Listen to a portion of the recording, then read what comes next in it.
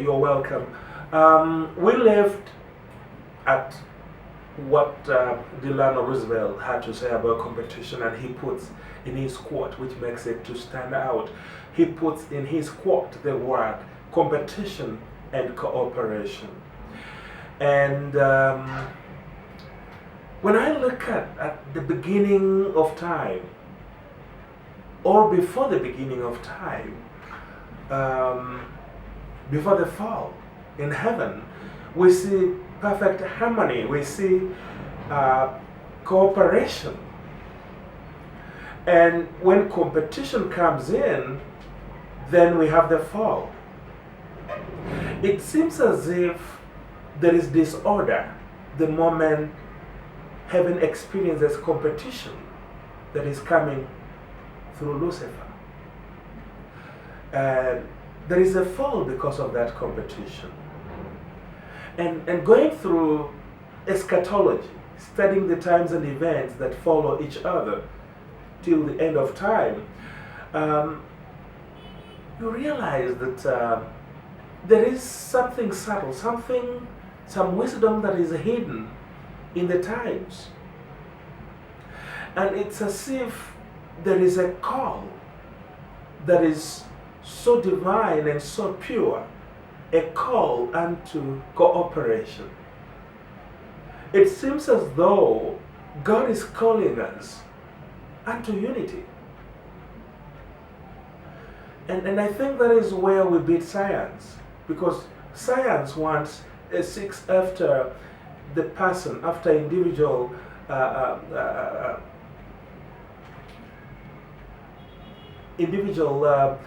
participants or individual players getting out and discovering mutually intelligible and exercising the potential of the mind and proving reality and all that.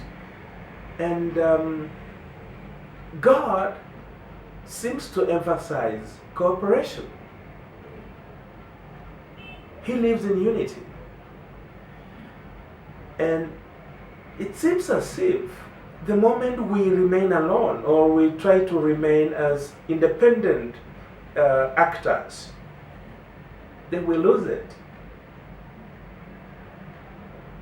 And in fact, Jesus prays just before the crucifixion and says, I pray that they may be one as we are one. And there is a scripture that Paul writes to the Corinthians in his second letter, in his second epistle to the Corinthians. And he says, we do not dare to classify or compare ourselves with some who commend themselves. We do not dare classify or compare ourselves with some who commend themselves. People who commend themselves are people who feel nice about themselves, their accomplishments and all that.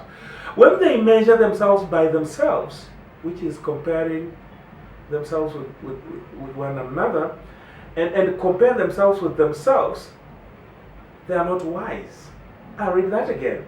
We do not dare to classify or compare ourselves with some who commend themselves. When they measure themselves by themselves and compare themselves with themselves, they are not wise. And we live below bar because we fall in this folly of comparing ourselves with each other, trying to beat each other, trying to outdo each other.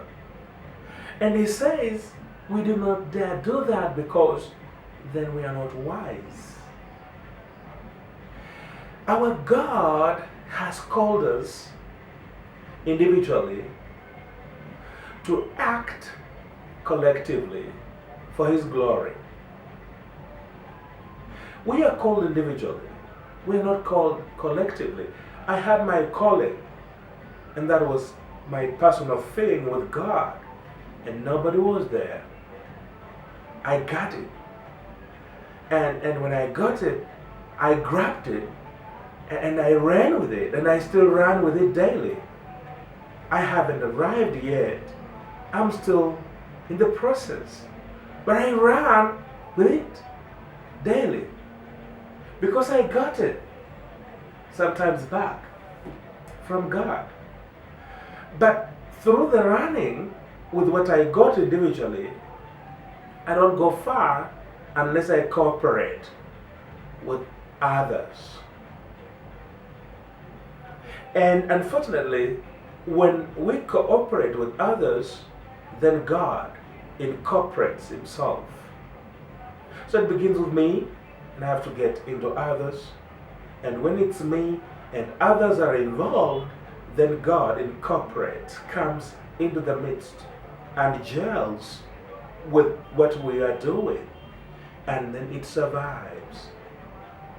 Sometimes we are tempted to compete with others. We lose it.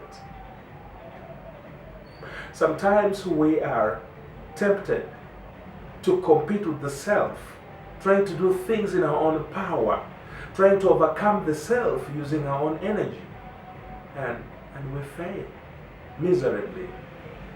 We realize we're so wretched and we're so weak and we can't do anything without the help of God, which must come through others. And so, as Christians who live in our day, we have not been called to compete. Competition is not part of the ecosystem of God. In our existence, we have been given potential to a given limit. And there are things we cannot attain in this state as human beings. There are things we will never understand. For instance, we will never understand the origin of God. I was watching Professor Lennox and another man who is an atheist, and they were discussing a few things.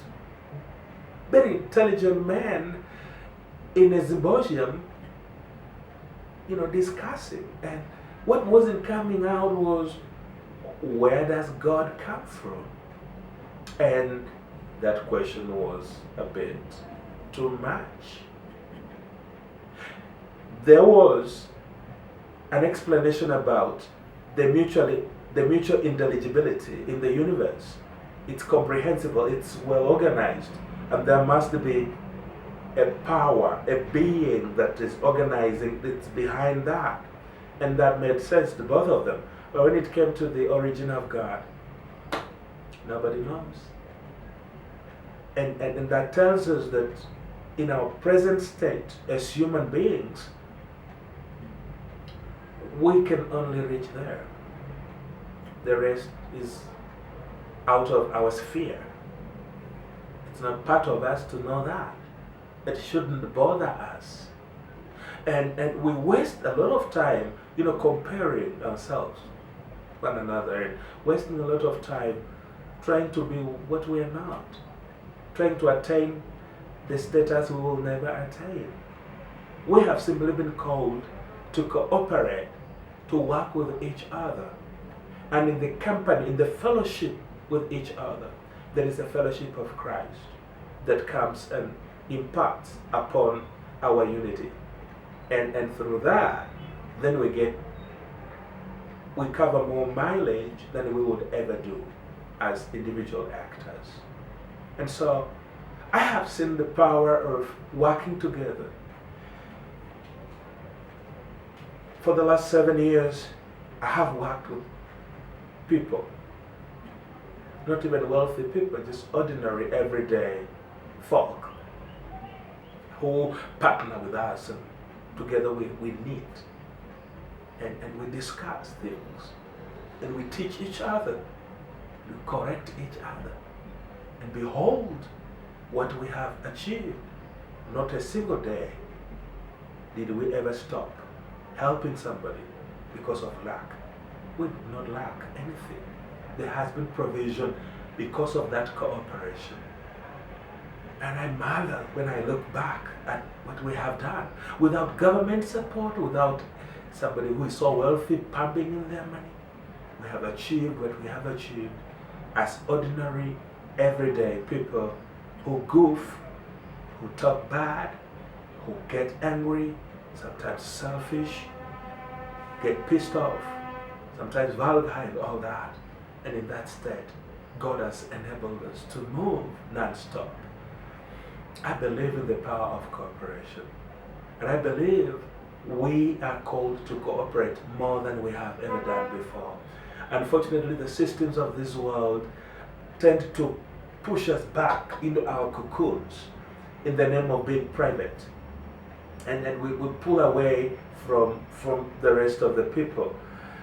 But even the so-called private people will always, exploit others in their workplaces. If you are a boss and you run a company and you act like you're private, you're not private, you're feasting upon the sweat and the tears of your workers. So you still need others.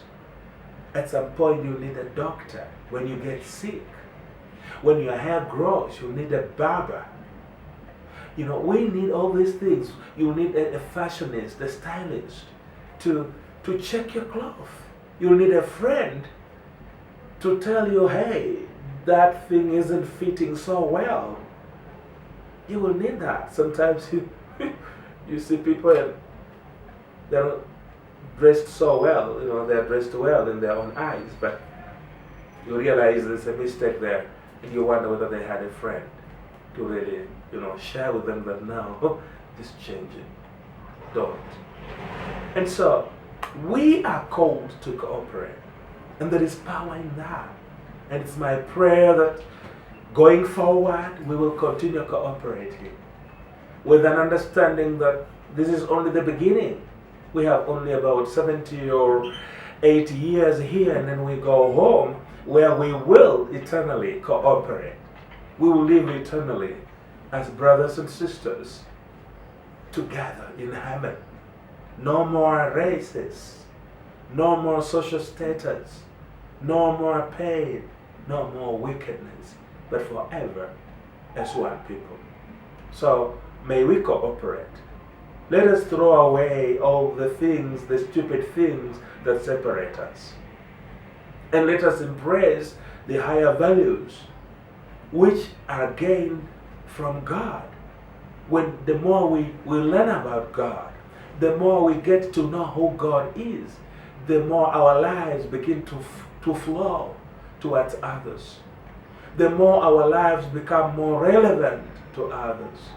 And in our little places, regardless of our condition, the pain we face, the history we have had, the dreams we have, when we gel with each other and allow others to come into our lives, of course not carelessly, but allowing God to lead us. We grow beyond the animal kingdom, where there is survival for the fittest, to a level where we can comfortably say it is survival for the most cooperative, for the most cooperative, survival for the most united, survival for the most open, survival for the most accommodating, and indeed survival for the most loving. Because when you look at competition, it is selfishness. A lion is chasing after a deer. You don't chase after a deer because you love the deer. You chase after the deer because you want food. There's no love there. But I cooperate with you because perhaps I love you. Not because I just need something out of you, but because I feel we are mutual. There is an agreement. There is that flow that is so free and flawless between us. And that is what fosters that unity of purpose. May we live to cooperate with others, especially those who seem different from us. Because God will come and indwell that cooperation, and we will go extra miles and do exploits we would never, ever do as individual actors. God bless you, and the narrative continues.